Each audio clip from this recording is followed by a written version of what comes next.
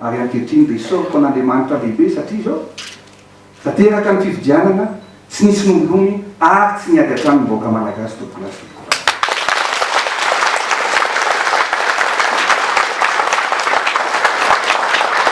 Fitiava tanindrazana lehibe zany. Ary rehefa nataontsika ny fifidianana dia tsy teny antoaniran'elan'izay fa maro loatra ny zavatra radio no tantarainy eto fa zao kosa rehefa vita ny fifidianany filohan'ny République dia namoaka arrêt numéro 10 du 17 janvier 2014 ny CES sy ny HCC izay manambara fa vita ny fifidianana filohan'ny République teto Madagasikara ary nanambara ny olona nandresy tao anatin'izany fa andro vitsy volana herinandro vitsivitsy tao amin'ny anio dia namoaka ihany koa ny CES ny arrêt numéro 11 du 6 février 2014 nandafitra hoe reto ny solombavam-bahoaka lany tao Madagasikara. Ao zany arrêt zany fa tsy miafina koa. Raha totsika androany zany ny dradradratra hoe ajao ny arrêt numéro 10 ajao ny filohan'ny République izay lany tao anatin'io dia izay kosa mba mangataka tsy mangataka mialatsiny fa mba miteny hoe tsy faveur no angatahanay fa droit. Le droit dia tsotra hoe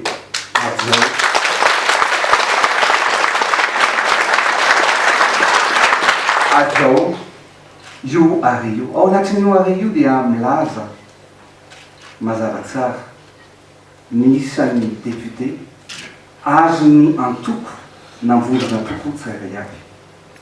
Ary zay indrindra no mahatonga antsika eto androany satria tsy mety intsony ny ifamitapitaka, tsy mety intsony ny anao laingalainga, ary tsy mety intsony no anao botolo, ary tsy mety intsony ny fanisakitsahana ny lalam-pamohaina.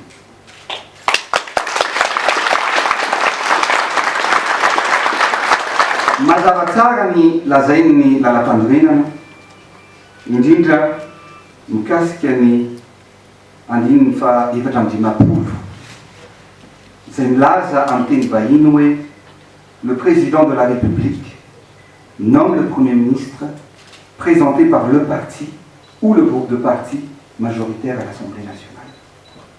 Dia gaga hoe mila zavaina ve zany? Mila sina dihevitra lava ve zany? Mazava tsara hoe le président de la République nomme le premier ministre présenté par le parti ou le groupe de parti. Tsy misy ao anatin'ity na iodika avitsika na iodika avanana ary aleotsika tsy hifamitaka fa tsy mety mifamitaka. Tsy misy milaza ao anatin'io hoe par les députés majoritaire à l'Assemblée fa parti ou groupe de parti. Ary zay no isorako amin'ny namana tonga eto androany satria rehefa io nitaterana dia aleotsy bibiky fa io no tokony hitaterana satria ny parti na groupe de parti mazava tsara tao anatin'io ny mapara dia nahazo député 6,9. Tao anatin'io ny VPM, MMM zay isorako eto tonga eto ny filoha-party anazy dia nahazo député 19. Ao anatin'izany ny azay teneny koa hoe tsika tsy tokony hijery tsara, tokony hibanjina no avy satria matoa izay reto mijery hoe ndao tsika hijery vahaolana ao amin'ny firenena.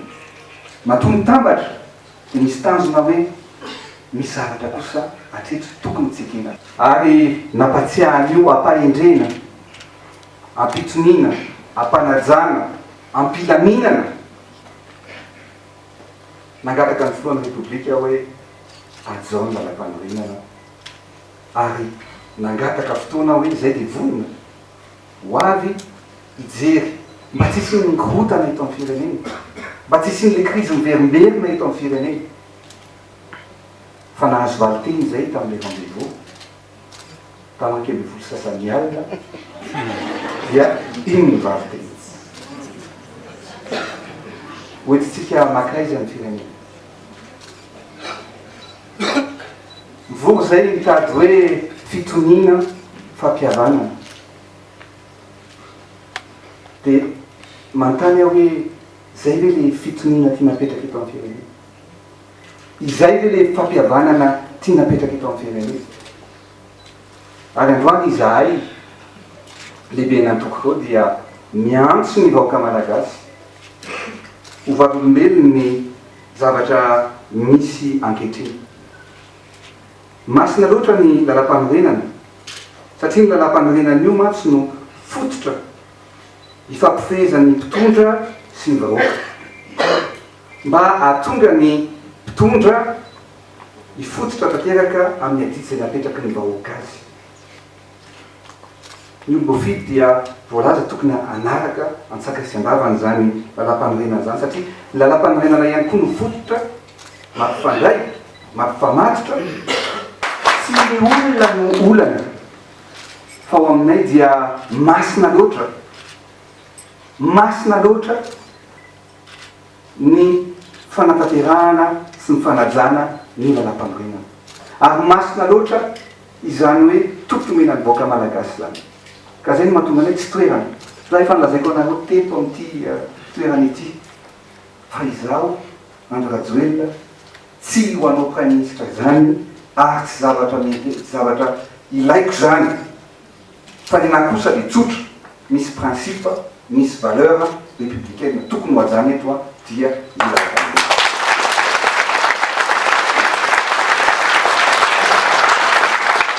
Zay no teny foy teny klaro ny foy ary niezaka nandritran'izay heritaona lasaka ray volan'izay no tsy miteny fa nanginy fa tehiteny anao a nio vahoaka malagasy hoe mitovy aminao a mitovy eritreritra aminao a ny vahoaka malagasy toanao ny foko ankehitriny ny vahoaka malagasy satria tsy izao no zavatra mantenaitsika.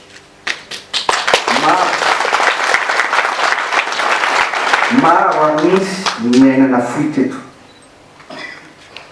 maro ary misy ny sakrifisy natao teto dia fanontaniana fotsiny no apetraka hoe zao ve no ny farany niezaka rehetra natao, zao ve no ny fanarahana ny vahoaka malagasy, fifamitana, fiatsaram-belatsihy, tsy fanajana lalàna. Ka dia miantso anareo a tsika tsirairay avy demokrasia dia ny fanehonkevitra, demokrasia fijoroana amin'ny ka miantso atsika rehetrarehetra mba hijoro amin'ny hevitritsika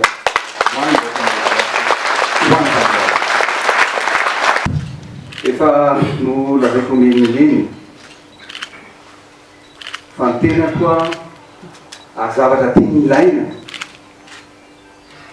eto amin'ny firenena no zay olana maro misy eto amintsika zay ny tena fampihavana firenena ary zay no antony nandraisako anjara trany amin'izany fampihavana firenena zany. Zany efa dia mbola manamafy ary efa nilazaiko ity hoe tsy misy fampihavana firenena ho tanteraka sy ho vita raha tsy madio fo, madio saina, tsy mifampisara velatsihy ary tehitinjo ny vahoaka ny piatroka sy ny mpanday anjara ao anatin'izany fampihavana firenena.